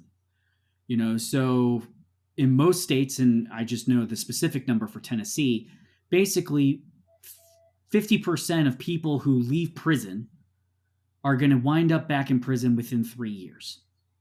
Okay. That creates a lot of victims. It creates a lot of costs. It creates a lot of destruction in families, right? Cost of the taxpayer, obviously. And so instead, what if we said, hey, private prison, we're not going to fund you for how many people we have you hold. We're going to fund you by, hey, how many job programs do you put these people through that gives them skills? So that way they have a marketable skill when they leave prison. And so they don't feel they need to go back to selling drugs in order to make a living. And that's brilliant. Right? So we give you 75% of your money up front. And then for every person that doesn't end up back in prison in 3 years, we give you an extra $3,000, right? So that actually uses the profit motive for a better outcome, right? We're using the power of incentives for a better public outcome. And obviously the government, and we as taxpayers as an extension of the government, benefit from that, because then, yeah, okay, maybe we pay more per person in prison, but overall our costs go down because guess what? There's fewer people going back into prison, right? Here's a crazy example of this. Believe it or not, Texas has really led the way on this. And when you think of Texas, you think tough on crime, right? And they are very tough on crime. But Governor Rick Perry, back I think in like 2010, was facing they had their prisons were completely full. The federal government was about to come in and take over their prisons because they couldn't run them well. And they had people sleeping on like mattresses on the outside their cells on the floor, all this kind of stuff. And so he was looking at like a $2 billion bill to build new prisons. And he said, if we spend this money, they're just going to be full and we're going to be back here again in, 5 to 6 years with the same problem. He said, instead, what if we took a couple $100 million and invested in things like reentry programs, judicial diversion programs, drug courts, things like that? Because they try to answer the fundamental question, are we scared of you or are we mad at you? Right? Did you violently hurt somebody and you're a threat to society and we need to put you away? Or are we just mad at you because you did something we didn't like? And they differentiated. And so what they've seen now is the recidivism is dropped while crime rates have dropped. In fact, Texas has closed like 9 prisons over the past 10 years, right? But if you violently hurt somebody, if you rape, murder, stuff like that, they still treat you hard, and even obviously they're well known for using the death penalty, which, different topic. But, on those nonviolent offenses, they've used incentives to create better outcomes. So I think a lot of the problems that we have is government just doesn't have good incentives, as we've talked about before. And so sometimes by allowing the free market to run things that even the government runs, if you set up the incentives well, it actually works out well. Okay. So that was a long answer. No, it was good. And I mean, that would give me hope for prisons. And you're right. Like when I think of a private system being incentivized, a private prison being incentivized in that manner. Yeah. I wouldn't mind them making money if they do accomplish that. Right. Yeah, do it. I'll give you a quick story. I know we're not want to take up 5 hours as you joked, but so a lot of people don't think about occupational licensing, right? Which is really the government's permission to do a job, right? And we know that doctors, lawyers, teachers, right, have always had licenses, right? If I've had surgeries, as you know, you better believe I want to know that doctor knows what he's doing, right? But we've seen that grown exponentially. In 1950, about 5% of Americans needed a government license to do a job. Now the estimate is around 30% of people in the workforce need the government's permission to do a job. And a lot of these licenses have what are called good moral clauses. Like you have to be of good moral character. Well, how do you define that, right? And so a lot of these licenses are run by licensing boards, right? So you've got people in the profession who sit around and look at applications, and on behalf of the government, they decide, should this person have a license or not?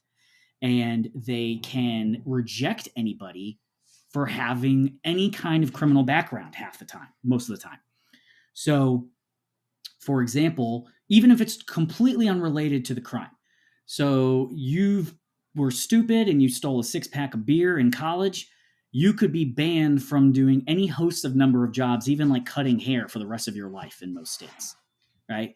And so a great story I know was there's in Tennessee, we have what are called TCATs. They're kind of like trade schools, tech schools here. They're state tech schools. And they used to have a barbering program where you would go to school to learn how to be a barber, right? And he talked about how he used to have a program with the prisons where prisoners would come in, right, and learn how to cut hair. So that way when they left prison, because like 90% of people who are in prison are leaving prison at some point, the other 10% die or get the death penalty. Most are coming out. Maybe, I think it might even be higher. They would have a marketable skill. Well, they ended up shutting down the program because they realized the state was paying for these prisoners to attend school to learn how to be a barber. Then they would come out and apply for a barbering license, and then they would be denied because they have a criminal record. So the right hand didn't know what the left hand was doing. And so the organization I work with, helped pass a law that said you can't deny somebody a license unless it's directly related to the job that you're seeking. So you stole a 6-pack of beer, we can't stop you from being, a barber.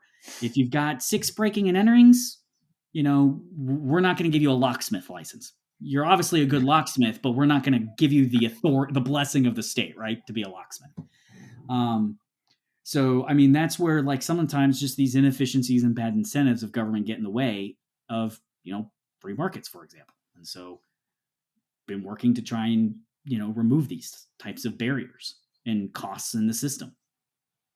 So this is sort of a side question, but it does relate to bad incentives. One of the questions that I wrote down a while back was,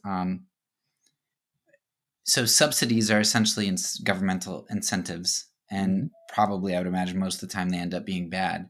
Is the, you've probably heard of food deserts in cities. Yeah.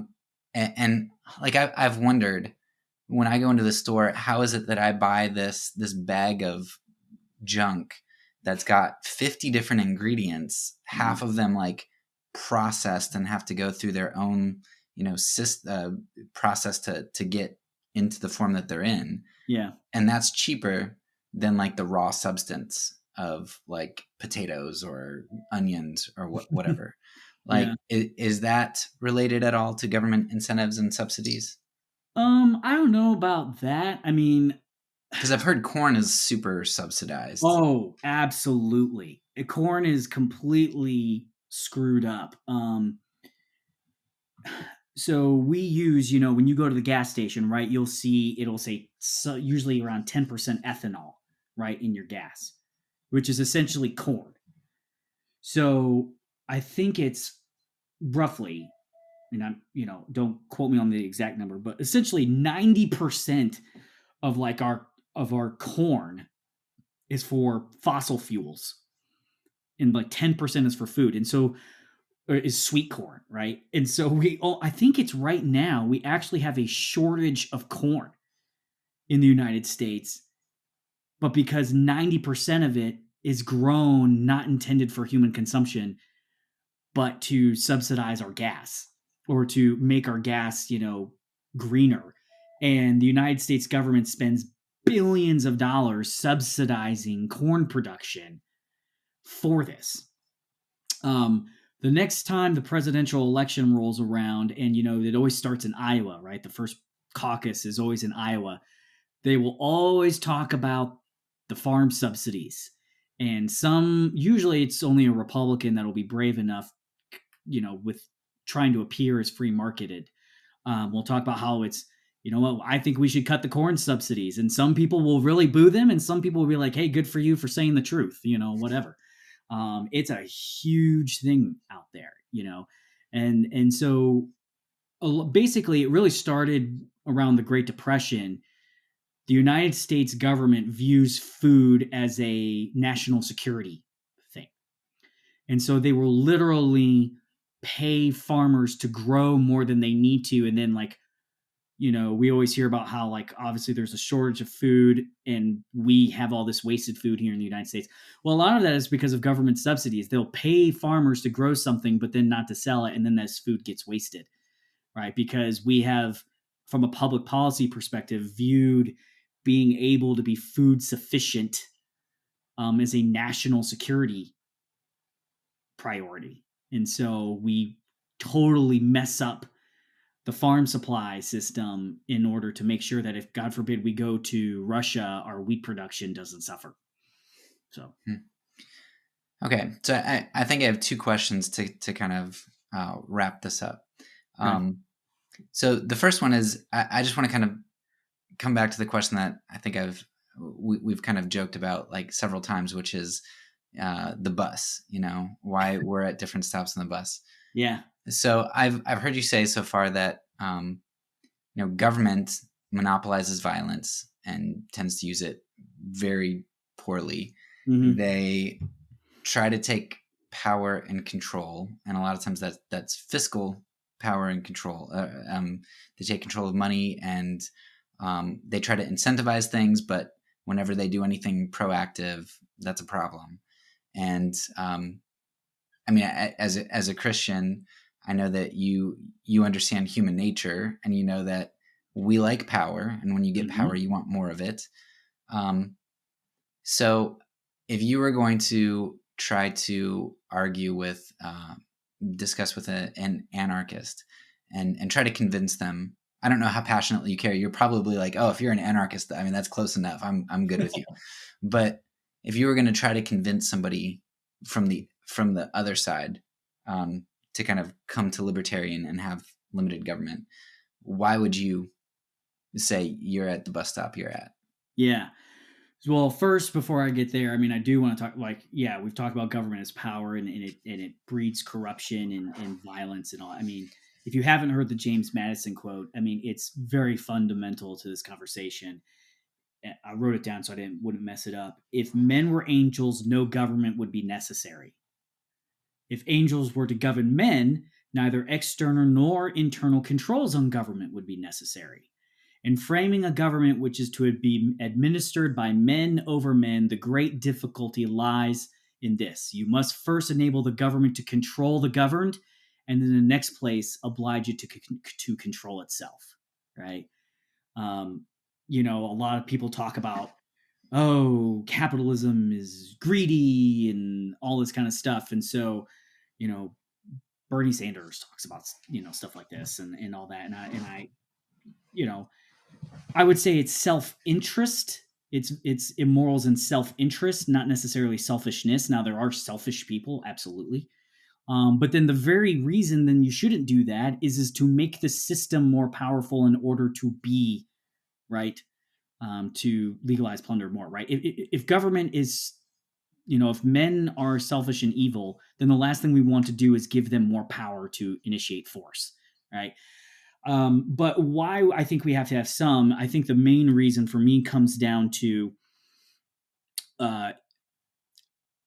two items. One, you have to have, there's some kind of like freeloader effect around this. So for example, let's say the government could only fund a military through private donations, and it was the military's job to sell me on the value of a military, right? And so they come to you, Derek, and they say, hey, you know, there's a lot of bad actors out in the world. North Korea's talked about, you know, sending nukes our way, all this kind of stuff. Will you give us money that we can use to have at least some standing defense to, you know, basically say, hey, you don't want to attack us because then we can attack you back. And you say, hey, that's great. Yeah, I'll donate money to that, right? The problem is if I see that you've donated, I have an incentive to not help that cause because the military can't defend you and not me, right? It's impossible. And so you kind of have to have at least some of these services where we, I think, just have to, from a practicality standpoint, we all have to bear that burden. So the common effect, right? Like we all, like the army can't defend your block, but not mine. And so if we're gonna, you know, if we were invaded, right? Oh, worry about what, you know, people have donated to do so. Or just like, for example, courts, right? Well, let's say I paid as a monthly membership to this court system. And if I had redress, you know, if I needed to make myself whole, I would take this to my court system. But you paid for another court system and didn't recognize the authority of my court system. Well, what do I do then if you have violated my rights? Let's say you've taken some of my property. What do I do? Right? Because you don't respect the authority of mine, right? And so then we'll do, you know, like, and so then you just kind of have at some point, like there's some level where we all have to have one common provider. And so even if it's private, right? Like, hey, we all agree we're, you know, as America, we vote to give company X the opportunity for the next 10 years to run the court system. Okay, well, even if it's private, that's a government. I mean, because it's the monopoly of force, right? And so even if it's privately funded, it's still a monopoly. You have to have at some level to address injustice. you have to have some monopoly of force in order to address that, right? So I think that's the main reason for me. Now, I know there are a lot of well-read anarchists that have probably thought through those issues, those criticisms that I just gave. As I point out, like, maybe that's true, but we are so far from privatizing everything that, I'm not too, if we still have to have a hospital prove that it can add an MRI machine, we're so far away from, being able to debate, like, can we survive with a publicly funded court system and police? So that's kind of my just inherent issues, and why you have to have that minarchist, what I would say, perspective. So I'm not a well-read anarchist at this point, but there are two things that come to mind, and maybe you have answers for them.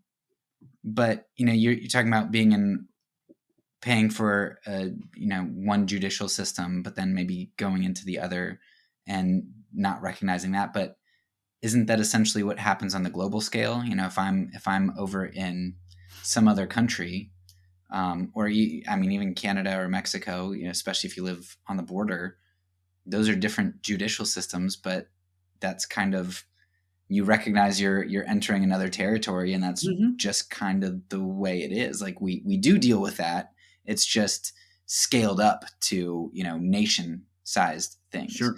But if we deal with it on this scale, what's the difference between dealing with it on a smaller scale? No, I think that's fair. I think, quite frankly, one issue is just like the practicality, right? I mean, there's not too often that I'm dealing with businesses or people in other countries, now, if I buy something from Amazon on China or from China, right, and I get ripped off, it's not what it is. Like, I'm kind of usually sunk out of luck, SOL. But, when you talk about, let's say, if my neighborhood, my cul-de-sac created its own judicial system, and every cul-de-sac in my neighborhood did, right? Well, it's pretty hard for me to function my life when I'm worried about, my rights being able to be protected with each cul-de-sac that I drive through, So I think there's just a scaling issue with that, right? Whereas, it would address that, deals with some of the problems there. Yeah, I would just think that, and maybe you've convinced me too much. Maybe I'm like too free now, but it just seems like, well, yeah, but they, if 5 cul-de-sacs here feel one way and this other doesn't, we're not going to exchange with them on Craigslist or through Bitcoin or whatever. So it's like, you'd be incentivized to have pretty generally applicable laws that everybody respected, or else you're not going to be able to interact in the ways you want. No, I understand that, right?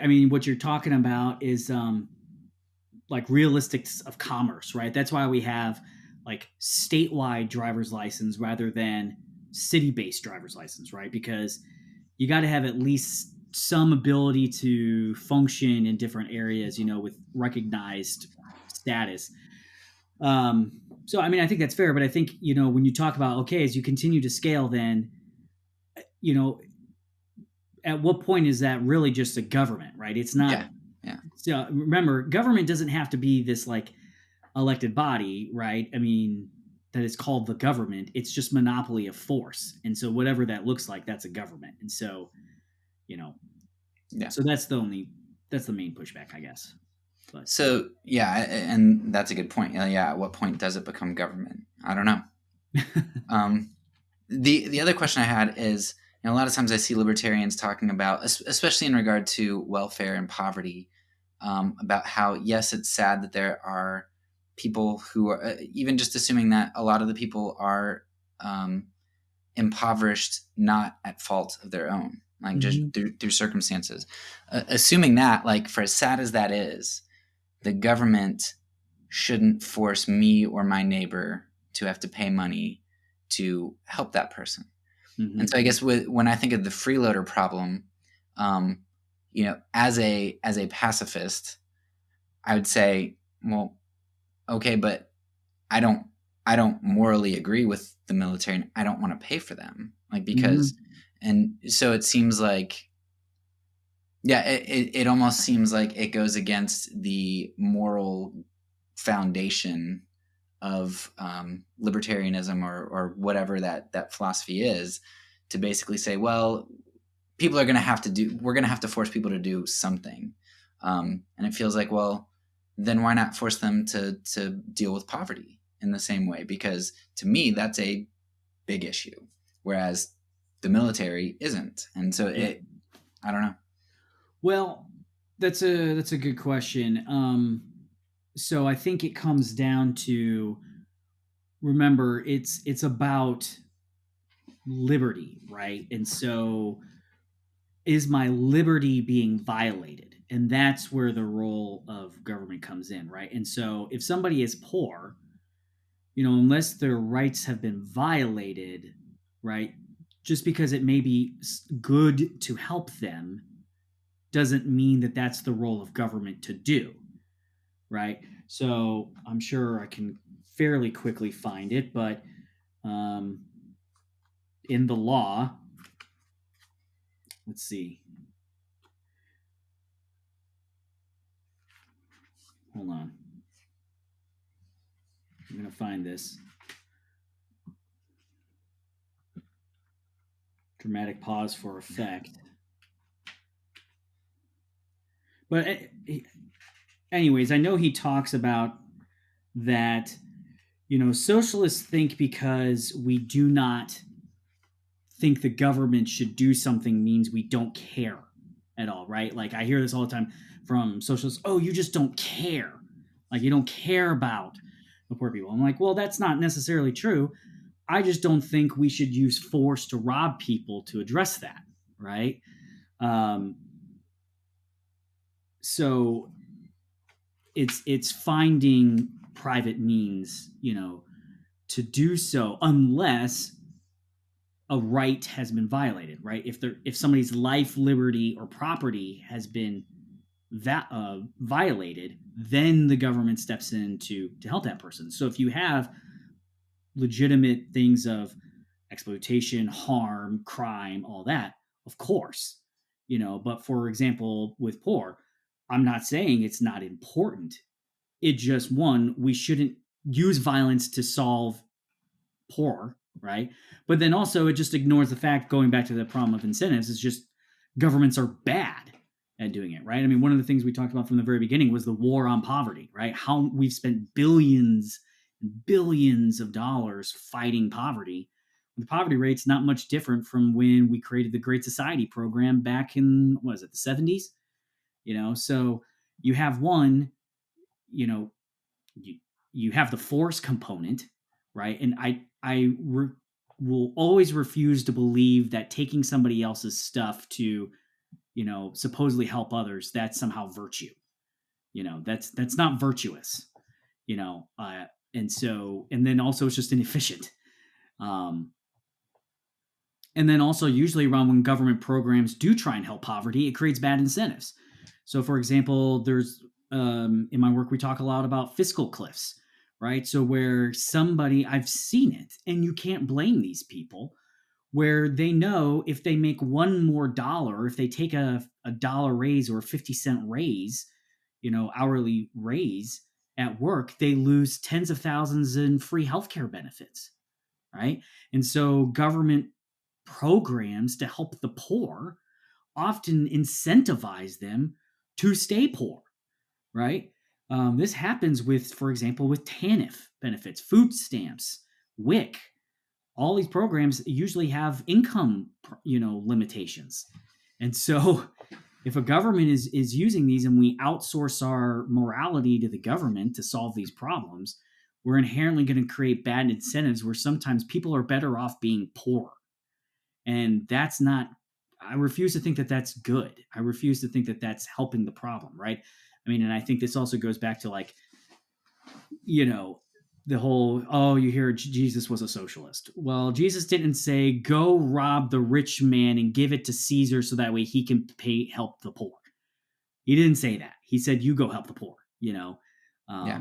And so, but that's what socialism is. It is force. And, as much as they want to say socialism doesn't mean social, like, oh, I'm good, I'm a good person.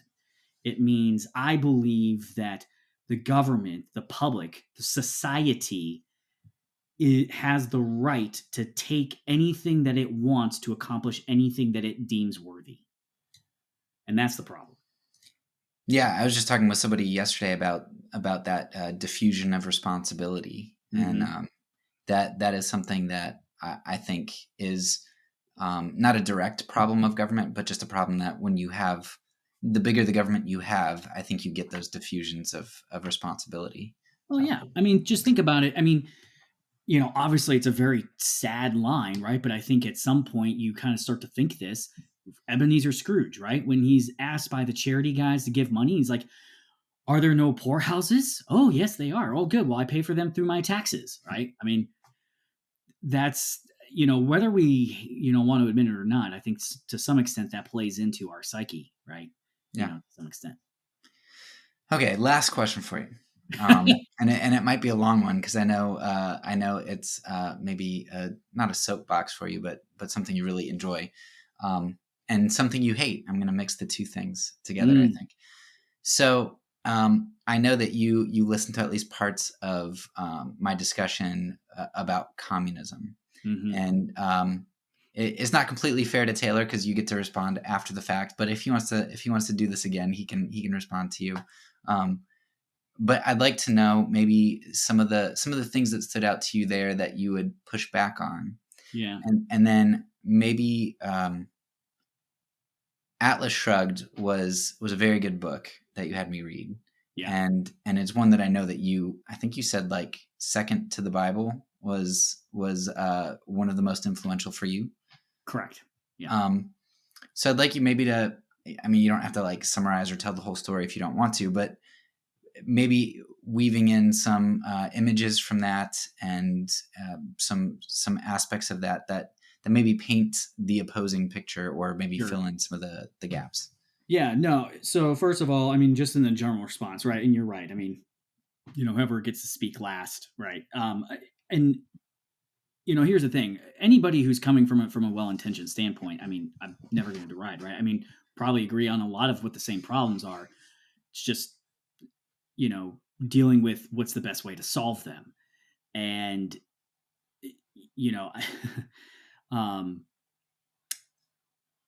I would say that while you're right, obviously we have been, there's a great ROI on slavery, for example, so obviously the United States has that on its history. I mean, I would argue it's like the original sin, quote unquote, of the United States, right? Generally free people are always more prosperous. And so, this idea that like, I mean, my dad was an army soldier growing, when I was growing up, and before even I was born, he was stationed in West Berlin, right?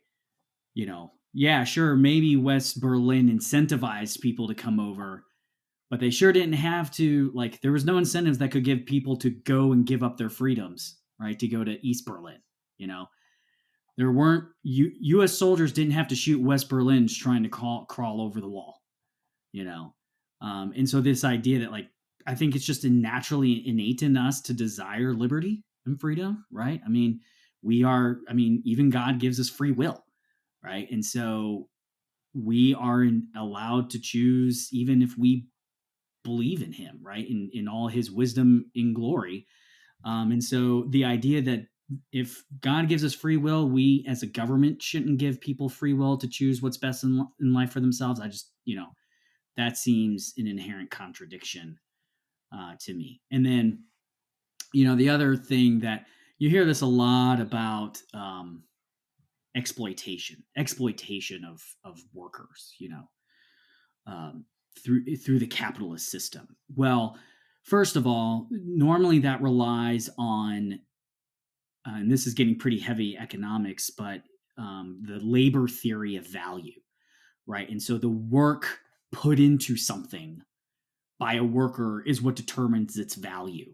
And the whole Karl Marx, thing was that, well, the worker puts in all the labor but doesn't get all the profit, therefore he's being exploited. Well, the labor theory of value has been completely discredited. And the simple reason, and in fact, believe it or not, Adam Smith believed in the labor theory of value. So Adam Smith and Karl Marx actually had a lot of similar ideas as to what gave things its value, believe it or not. A lot of free market economists today will say, actually, Adam Smith kind of set back economics by 100 years. Now, he totally destroyed the idea of mercantilism, which we talked a little bit about was kind of the prevailing idea of the day, and show that everybody's better off with free trade. Everybody. Mercantilism doesn't work. And so when Europe was interacting with Africa, they would have been much better off in the long run to treat Europe or Africa fairly, respect their property rights, and free exchange, voluntary exchange of goods.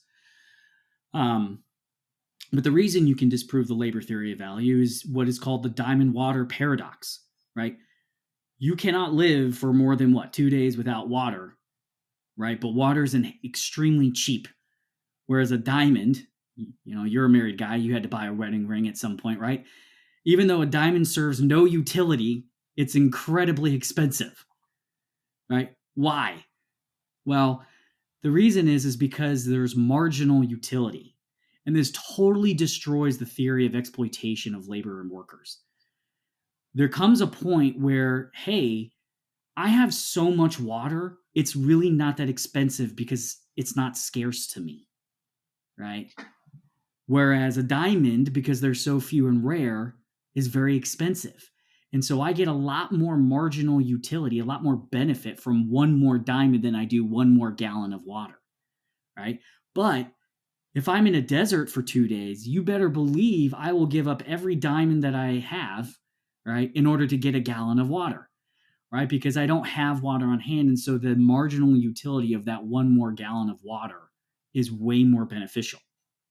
So this kind of came out of what's called the Austrian School of Economics, which is kind of like late 1800s, early 1900s.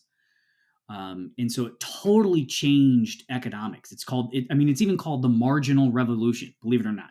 Very nerdy, I know. But this totally destroyed this whole idea of value of things coming from the labor inputted into them. And so it really discredits a lot of what socialism, Marxism, economic theory is based off. And then the other thing is so one of the early Austrian economists, his name is von Bavarick. So they're all Austrian. It's kind of where the name comes from. They're not exploiting workers because actually, if you think about it, a business helps workers because they provide them income well in advance of the capitalist earning any income from the selling of that product, right? So let's say I'm a house builder. I have to pay my plumber. I have to pay my carpenter well before I sell that house. And so, labor can't, I have to pay the value that a worker gets is only at the time of the present value of that labor, right? I can't foresee what the value is going to be of this product in the future yet because I haven't sold it yet. And so, if anything, the capitalist or the bourgeoisie, right, the business owner takes that risk because he has to put his risk on the line and pay the person up front before he makes any money. And so, what he has to do is charge a higher rate in order to accommodate that risk, right? It's the whole reason why we have interest. Money now is better than money later. So, you will always take a sure thing over some future thing that might or might not happen. And so that's why we have interest, right? Is people will charge interest because it's a risk and then I'm giving up money now if I loan it to somebody. And so to make it worth that risk, I need more money in the future. So I think a lot of this idea of exploitation of workers, ignores the idea of time in production. It's not like the assembly line worker pulls this widget, something's created and it's automatically sold. And so we know how much it should have cost and what the profit's going to be, and then also I think we should hesitate to assume too much of what's best for somebody. You know, I hear a lot about like, and of course, working conditions can be poor and all this stuff in like other countries. But I think we just have to be careful of, well, we don't know what their alternatives were, right? And so something I think we should just be careful about. But I think that's, you know, the main missing point that I think a lot of the socialists, Marxists, you know, talk about, right? Or they miss is they think the theory of value, right, has that Marx based his whole idea on has been completely discredited. And it also, I mean, it just doesn't account for like, you know, middle management creation, right? I mean, Marx had this idea that we were going to push everybody down to essentially being the guy on the assembly line that pulled the lever, pressed the button, and then there'd be one guy at the top that made all the money. Well, clearly that doesn't happen.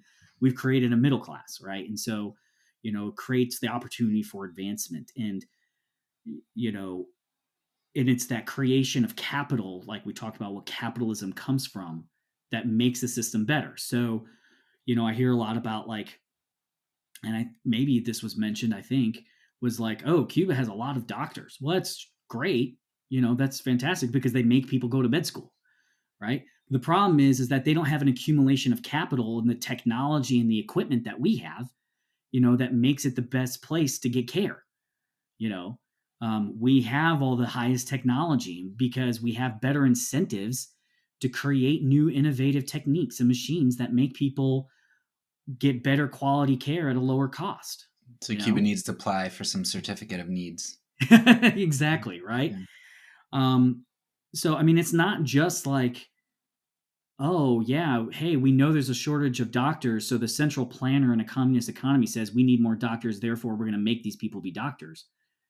You know, the problem is then that doesn't mean that you have the accumulation of capital, which, as we said, is just more efficient ways to use scarce resources, right? To create better MRI machines. And I mean, you know, think about like LASIK surgery, right? LASIK surgery is one of the very few medical procedures that's not covered by insurance, which we talked about has incentive problems.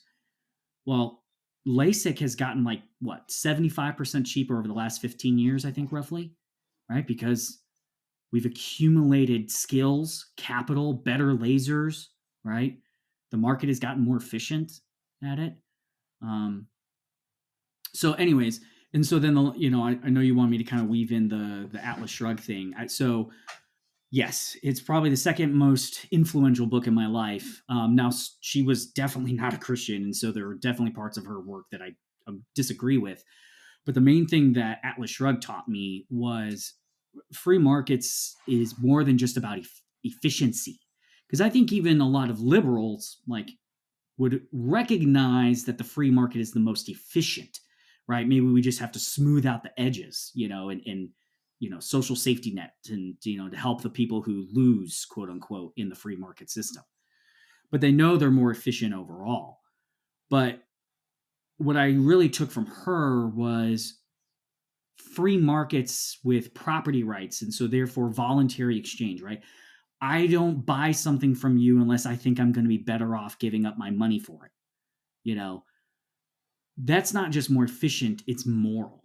It's morally right, you know, and taking from somebody in order, you know, in order to alleviate some wrong that you perceive is not right. It's intervention and redistribution is nothing more than greed and violence masking as virtue. Now, I think she gets kind of a bad rap sometimes because people think she thought that greed and selfishness were virtues. But, you know, I kind of mentioned profit is not about selfishness. It's about self-interest, right? Capitalism, free markets is about acting in your own self-interest. Yeah, and I think maybe highlighting the difference between self-interest and selfishness, because, I mean, that might sound the same to some people. Yeah. So I think selfishness, right, is you're totally focused on yourself and at the disregard of others, right? Whereas self-interest can mean I'm going to do what's best for me, but I'm not going to disregard others. And so, for example, in capitalism, right, in free markets and voluntary exchange, the way I get you to give me your money is to make something that you want more than your money, right? When I go to Chick-fil-A, I give them money because I know I'm going to be better off with that chicken sandwich than I am with that $5 in my pocket, right? Now, Dan Cathy and the income inequality between me and Dan Cathy just grew. But I don't care because I'm better off because I voluntarily gave him my money, right? Whereas selfishness is disregard and not caring for others. Now, I'm not saying that there aren't selfish people, right? I mean, that's not what I'm saying. But I think when you give power and force, like you deem somebody worthy of using force, it only attracts more greedy and selfish people, because if they're selfish, now they have the power to use the gun in order to achieve their selfish ambitions. And they don't have to produce anything for you. They Right. just get to take it. Yeah. Yeah. And so, she was talking about it. She was really talking about this idea that somehow governments are altruistic and the market is greedy. If you read it, she viewed what was moral was to like aspire to create and to act in one's own self-interest. And so just as an example, as a Christian, I believe it's in my best self-interest, right, to pursue and have a relationship with God, right? Because my main end, right, the ends justify the means. My end is to glorify him and worship him. So it's in my self-interest, right, to do that. Whereas, and then of course Christ calls me to be not selfish, right? And so self-interest with the right perspective is a good thing. And so I think that kind of differentiates the difference. So. Yeah. I mean, we're all self-interested when we eat food because we're taking care of our bodies. Like, right. We have an interest in ourselves. Yeah. Yeah. Perfect. So, yeah, I would definitely recommend the book. I listened to it. It's long. Yeah, it's really long. It's very long, and you just have to understand it's a fictional story that's used to explain philosophy. It's really not a fiction book. It's a philosophical book that's made through a fictional story. So if you're expecting the best, character development, you're not going to get that. But it's the most engaging philosophy book because it's at least built into a story to get points across. So I think those are all of the questions that I had, and it's really helpful. And I think my big takeaway is it's kind of like, as a Christian, it can be very frustrating because that means a certain thing to a lot of different people. Like mm-hmm. if you talk to some like from somebody from Greenwich Village in New York City and you said, I'm a Christian, they'd probably think Westboro Baptist Church, God hates fags people. And they'd be like, oh, you're just crazy. And I'm like, no, you don't understand. There's, the Orthodox and the Catholics and then the Protestants. And then in Protestantism, you have Baptists and Southern Baptists and Reformed Baptists. And, you've got all of these variants, and Christian doesn't really mean one thing. It means a lot of different things. Yeah. So I think my struggle with capitalism was that I didn't understand that there are lots of different aspects of it. Mm-hmm. And I think and maybe this is wrong, but I start to use free market when I refer to the type of thing that you're talking about, right? As opposed to capitalism, I still have all these negative associations with. For sure. Yeah. I mean, I think I use that term all the time, right? Because it does, insinuate things like Jeff Bezos not paying property or any income taxes or whatever, right? And, that's, Amazon using lobbying power to get tax breaks and all that kind of stuff. Like, that's not free markets. That's, if the government is picking a winner and loser, it's not a free market, right? You might have heard the term laissez-faire, right? Which roughly means like to let it be, to do nothing. And that's really not what it means. In essence, it really means creating laws that apply equally to everybody, right? That's what the rule of law means. And those are two totally different things. And, I think when everybody's treated fairly or equally, in the law, and then we have the opportunity to exchange freely, then we're all better off. And it's the most free, and I think it leads to the most human prospering. And so that's what it's what it used to mean. It's what it should mean. Unfortunately, it gets corrupted, like all things. And but I think for me, what made me so passionate about this was, we created man in God's image. God gives us free will. He didn't create us as little robots. And so, if he gives us free will, it shouldn't be our authority. If we don't have the authority to do it as an individual, we don't somehow have the authority to do it as a mob.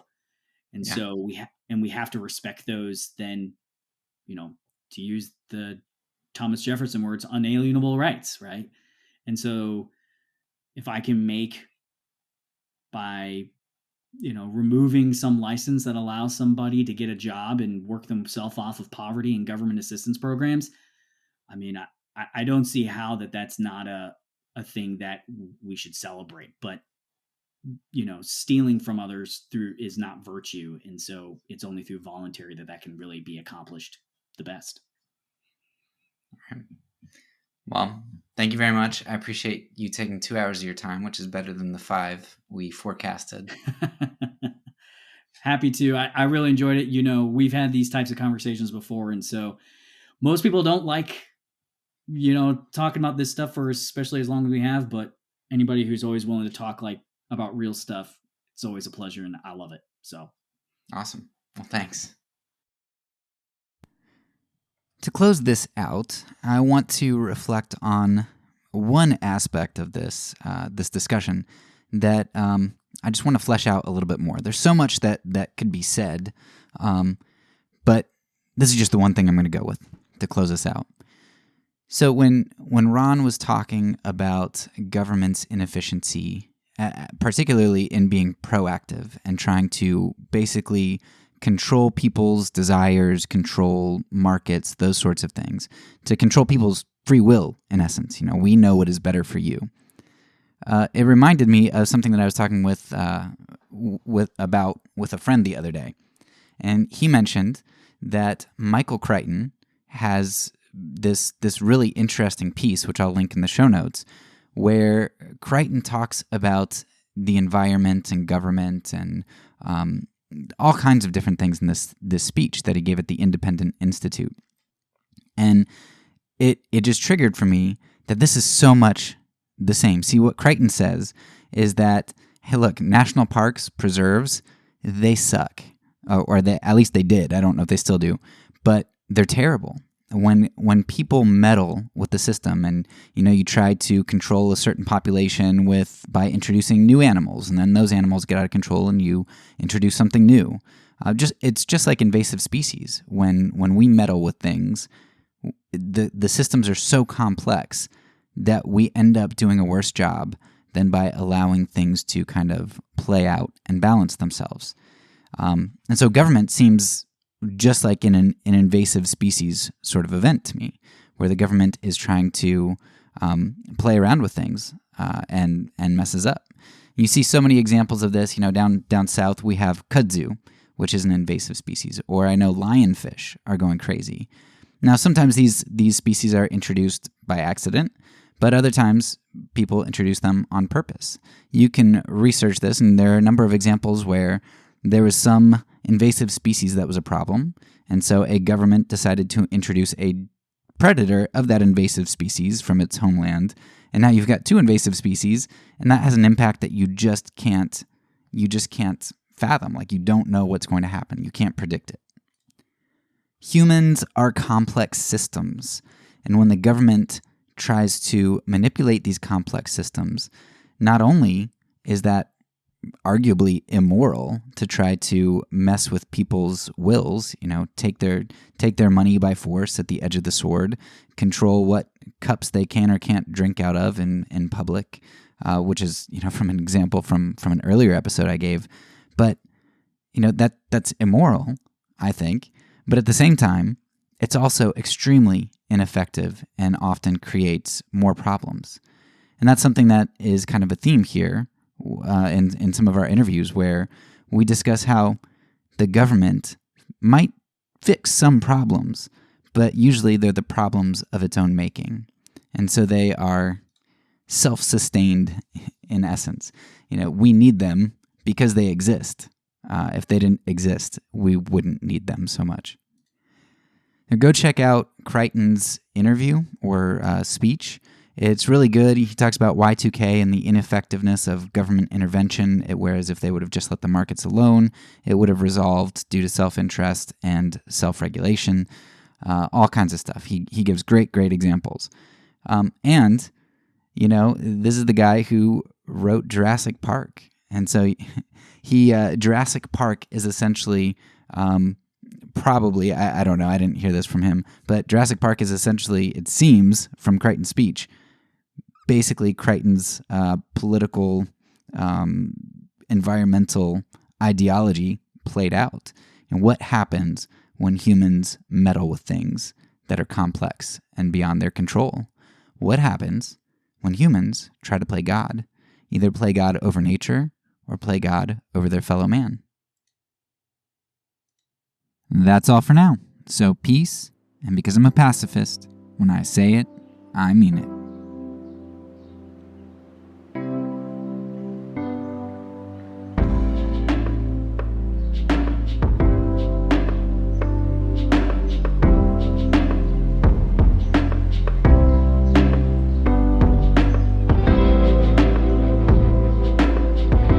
This podcast is a part of the Kingdom Outpost Network. Please check out the links below to find other great podcasts and content related to nonviolence and kingdom living.